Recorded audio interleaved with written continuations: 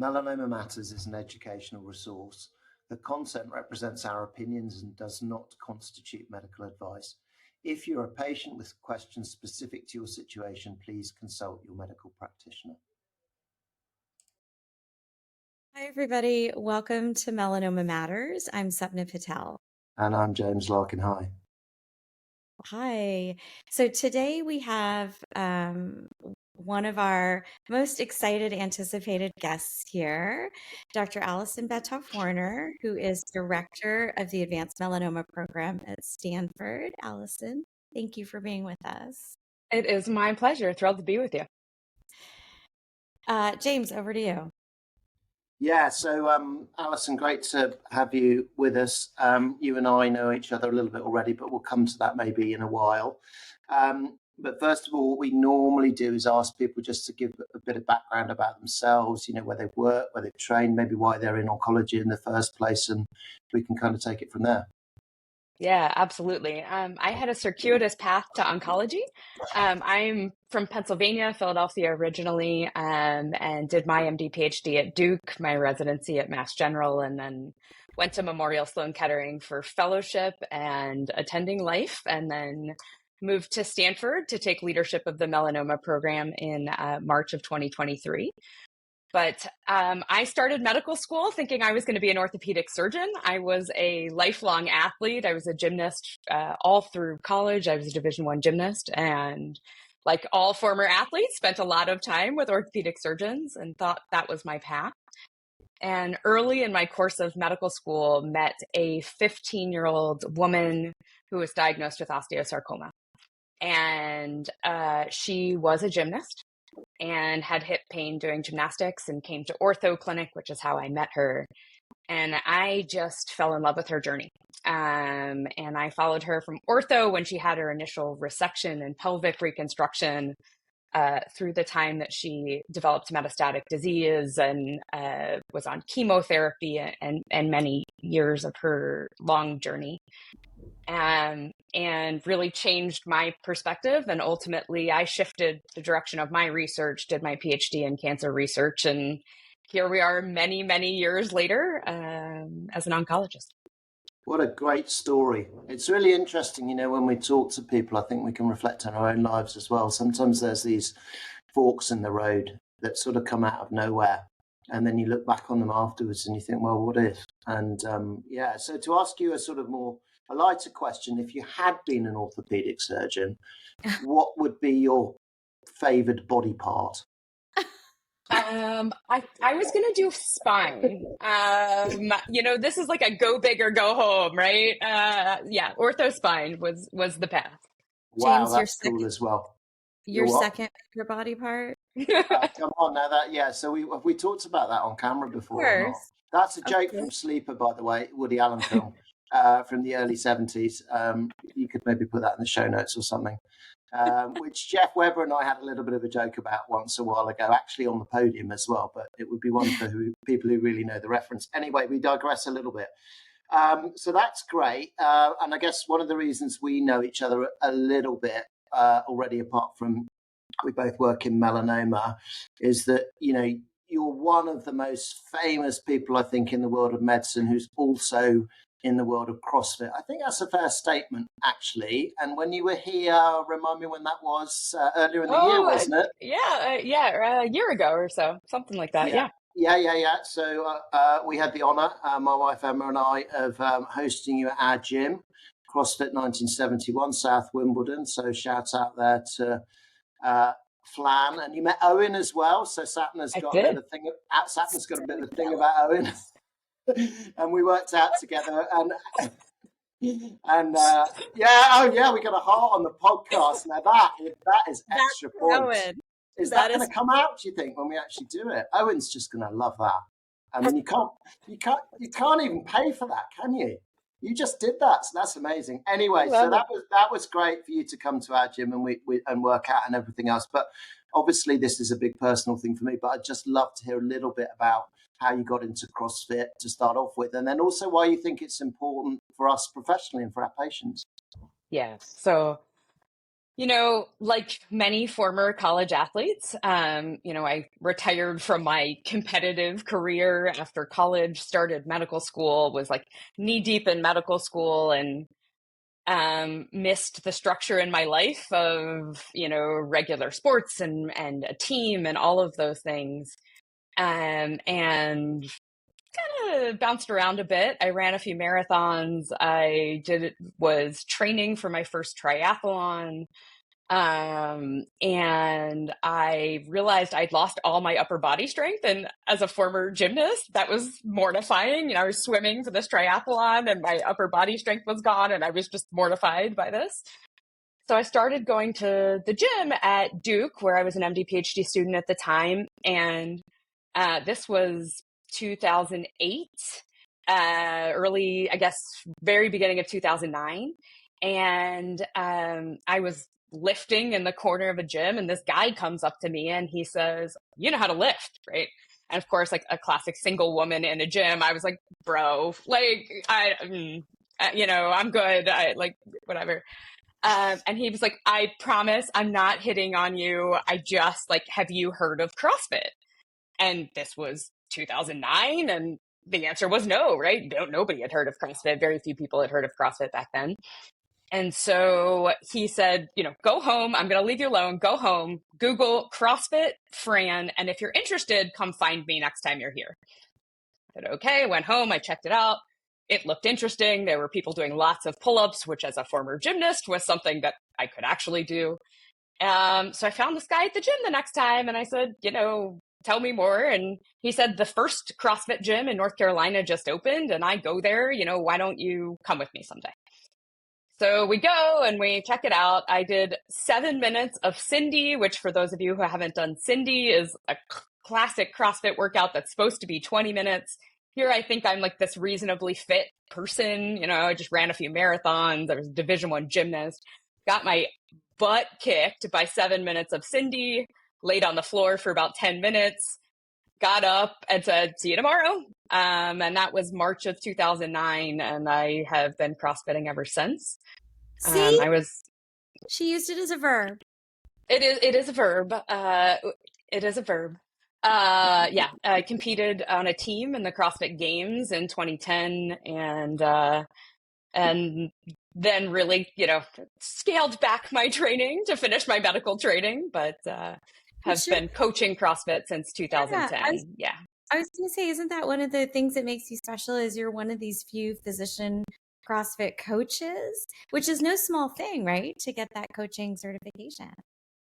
Yeah. The certification is a process, but then it's really, coaching is a journey, right? You learn over many years. And so I was a CrossFit level 1 certified trainer for many, many years. And then in, I guess, 2023, I actually got my CrossFit level 2 certification, which is a higher level certification. And just really enjoy it, really enjoy connecting with people in a different way to bring about health and fitness and certainly preventative wellness as well. I think so often we are thinking about how to react to disease as oncologists, right? And to do something that I think helps prevent disease, chronic disease, and we know helps prevent cancer, feels special in my life too. Yeah, maybe that's a perfect transition. Can you tell us, you've done research in this area then, the kind of intersection of exercise and cancer. So maybe you could just take us through what you think is the physiology we should know about. Is it exercise, as you're saying, to prevent cancer? Is it exercise in the active cancer patient? I think what I saw you say at one point, or maybe I read it, was that we sometimes think about reserving exercise for the survivor. But there's things that exercise can do for patients while they're actively on treatment. Yeah. So exercise spans the cancer journey. The best data for exercise is actually for cancer prevention. And that is really how this field. So for those of you who haven't heard the word, there is an entire field that is called exercise oncology. And there are some of us, it's a small but mighty and growing number of people who really specialize in this field. And the data really started there, with cancer prevention, right? From the Nurses' Health Study in the UK and other things.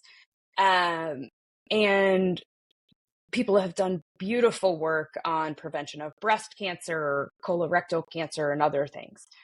I got really interested in this question of, okay, once a patient develops cancer, how can we use exercise as a cancer therapy? And when I started my work, most of the data were in psychosocial outcomes, which are certainly important, reducing anxiety, improving quality of life, reducing fatigue, maintaining function, all of those things. But as a MD PhD student, I sort of had this question of, do we affect the physiology of a tumor? And how might we be able to capitalize on this? And this was, more than a decade ago. And, the topic of anti-angiogenics was really hot at the time, right? And we knew that exercise can affect tumor blood vessels, or can affect normal blood vessels, right? Diabetes, heart disease. That's the first thing we do. We tell people to exercise, right? One, for weight management, but also because it affects and improves vascular structure. And so, one thing that we know about tumors is that they have very abnormal blood vessels that don't function well. And that impedes drug delivery, that impedes oxygen delivery, which makes radiation not work as well. And hypoxic tumors that don't get good oxygen develop a pro-metastatic phenotype.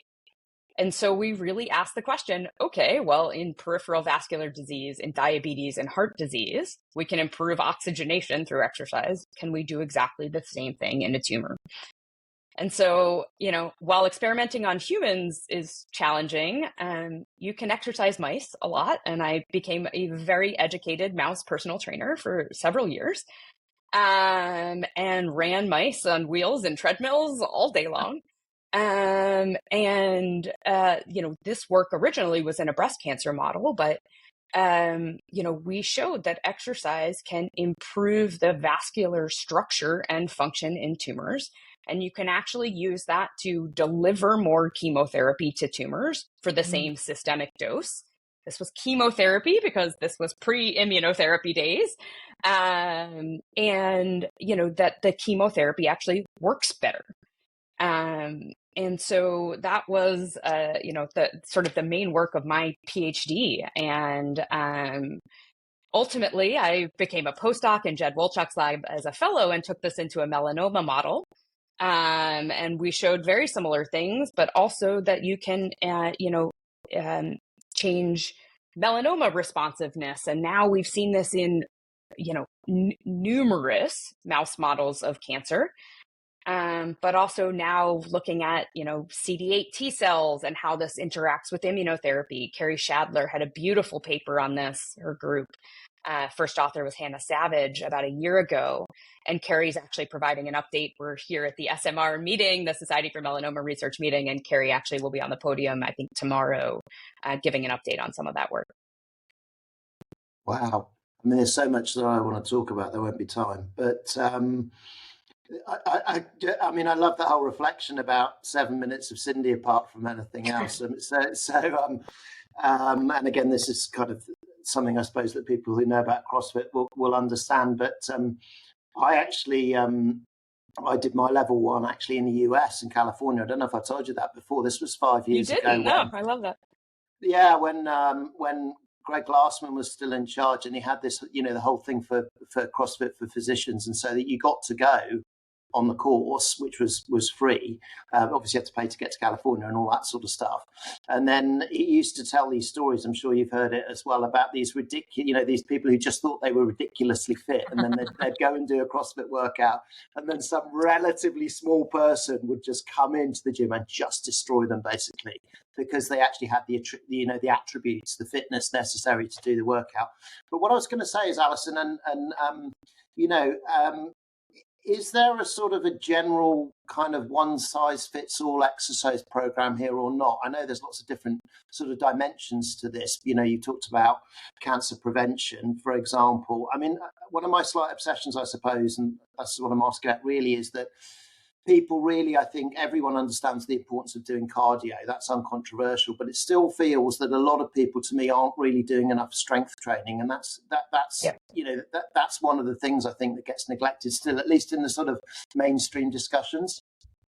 Yeah, absolutely. So, the original guidelines for exercise for cancer patients actually came out in 2010 from the American College of Sports Medicine, and it was for 150 minutes of moderate intensity exercise per week, right? Which, if you do the math, is about 30 minutes, 5 days a week. But it was purposely done as 150 minutes so that it feels less intimidating, right? If you walk for 5 minutes rather than 30 minutes, like add those together. And that's actually true, right? It does not need to be these long sessions. And, we got to meet our patients where we are. But there was this long focus on, cardio, right? Or aerobic exercise. And some of that is, again, that feels less intimidating to people. And there was also real fear of strength training, particularly in cancer patients, about concerns about lymphedema, concerns about bone fractures in patients with bone metastases. And now we've seen some really nice data come out over the past, 10 years or so, really speaking to not only the safety, but the importance of strength training for our patients. And so the guidelines have actually been updated to include a recommendation for 3 sessions a week of strength training or resistance training. And I think that's important, right? Many of us think of that as going and lifting weights at the gym, which is, maybe not so intimidating to the 3 of us, but could be really intimidating to someone who hasn't been in a gym their whole life, or was newly diagnosed with cancer and is afraid. But that can also be something like bands, right? Bands are resistance training and much less intimidating. Lifting bottles of water, right? Things that are, weighted. But we do know that this is really important. It's really important for maintaining function, and helps prevent cancer cachexia, even in very advanced patients. We used to tell patients not to exercise because they were afraid that if you burned more calories, you'd become more cachectic. And as it turns out, exercise helps prevent cancer cachexia. And also, normal weight, but muscle loss associated with cancer. And, we think about so many of the cancers that are treated with hormonal-based treatments, both breast cancer, prostate cancer, et cetera. It never is exercise more important than in those patients who we also know have, significant cardiovascular risk related to, their cancer, but also bone health and other things. Childhood cancer survivors are at exceptionally high risk of cardiovascular death over the long term. And so there have been beautiful data that have come out on the importance of exercise for childhood survivors of childhood cancers. But I think, what's hard for us, right, is we want to be able to give a prescription, for lack of a better word, of exercise that is data-driven, and preferably something that we mechanistically understand, right? We're oncologists. We want to know the mechanism of how this works. And it's easy, relatively, to study aerobic exercise, particularly in mice, right? You can put them on a wheel or a treadmill. It is much harder to study resistance exercise. And so those models are coming out, but to really get into the mechanism here, is a much bigger endeavor, and something that ultimately, we've written some grants on that we haven't quite gotten funded yet, but a direction that, we're really interested in going in. And additionally, this question of, is high intensity interval training as good, different, superior, better, worse? We have no idea, right? And our patients ask us these questions all the time. Yeah, well, that's an amazing subject in its own right. But in the interest of time, we're probably going to need to move on to another subject dear to all of our hearts, I think, which is cellular therapy. So, Sapna, why don't you take us into this bit, maybe? Yeah, Allison, of course, we know that we've gotten approval now in the U.S. Who knows when James will convince the UK and the rest of, Try harder, James. Keep going. Yeah, keep on and up. But we've got the cellular therapy, but as you always make a clear point, Amtagvi, as it is approved in the US, is not approved for untreated brain metastasis. And so with that being a common clinical scenario, what are we supposed to do there? And so you received funding to look at TIL therapy in CNS disease from melanoma, specifically melanoma, right? Specifically melanoma, yes. And the cool thing is we're catching you before you give the podium talk on this, and then we will release this episode after. But is there top line results from giving TIL to CNS disease? You can tell us symptomatic, asymptomatic. Tell us everything. Yeah, absolutely. So, the C-144-01 trial, which was the trial that led to the approval of Amtagvi, the eligibility criteria were asymptomatic, treated, and stable brain metastases, and realistically in the PD-1 refractory setting. And realistically, any of us who treat melanoma patients know that the vast majority of them are not going to fall into that category. Getting stability in the brain for any period of time in a PD-1 refractory patient is really challenging. And so this leaves us with this big open hole for patients who, we don't know the safety of this approach. And there were some old data that came out of the NCI and et cetera that, had suggested that this could have efficacy, but also risks: intracranial hemorrhage, seizures, other things, seizures related to IL-2 and edema. And so, we designed a pilot trial. It is only 10 patients to basically say, is this feasible and is this safe to give to patients with active asymptomatic melanoma brain metastases less than 3 centimeters, cannot be on steroids because steroids are thought to inactivate TILs. But can we treat our PD-1 refractory patients who do have asymptomatic melanoma brain metastases? And, this was a feasibility study, so I don't want to overstate results, but certainly, 10 patients, the feasibility was, could 7 or more of them get treated? 8 were able to be infused. We did modify the regimen. They get a lower dose of lymphodepletion that we transfuse to a platelet threshold of 50 to try to prevent any intracranial hemorrhage. And all are on seizure prophylaxis from the day lymphodepletion starts until day 30. We had 0 seizures, 0 intracranial bleeds, and the toxicity looked nearly identical to standard Amtagvi. So this is safe using this modified regimen. And we actually had 2 durable PRs in this study. Can I ask you, because, back in the high dose IL-2 days, that was a standalone treatment that we were using, back in the day. And same, there was a label indication that said this is not for patients Correct. with CNS disease. Yet, what happens after approval, like things are used, all over the place. So I guess the question is, what did you do with the high dose IL-2? Is it safe to give these patients? Did you omit that? What did you do? So all patients did get high dose IL-2.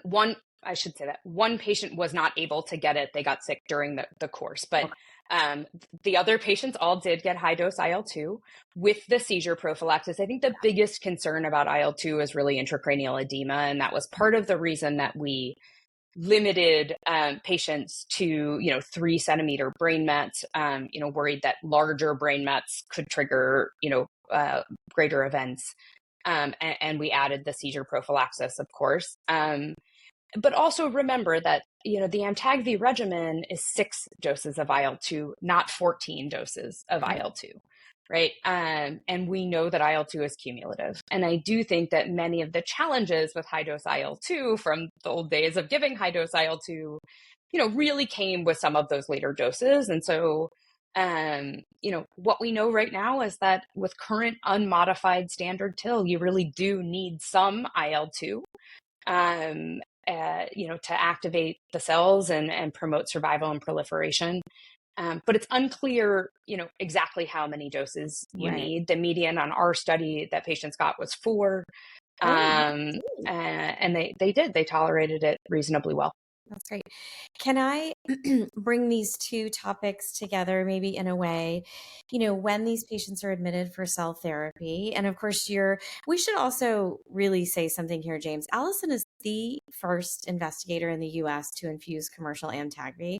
That is no small feat. She started the cell therapy for melanoma program at Memorial and now has opened it at Stanford. I mean, she has a brand here now that's going to follow her around as like, she has the magic touch for opening cell therapy.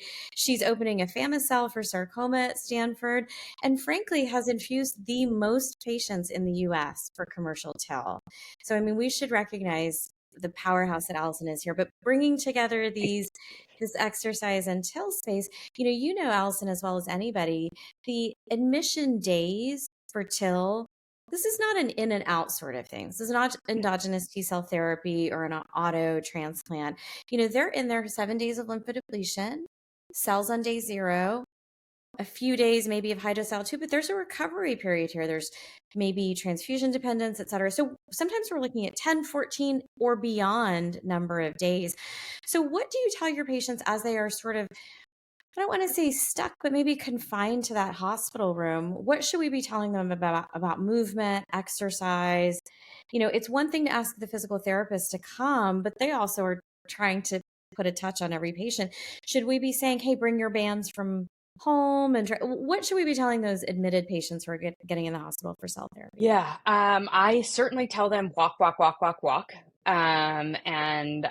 We actually just had a patient who was discharged. He had a 300-day streak of 8,000 to 10,000 steps a day, and he maintained it during his TIL treatment, including the IL-2, which is incredibly impressive.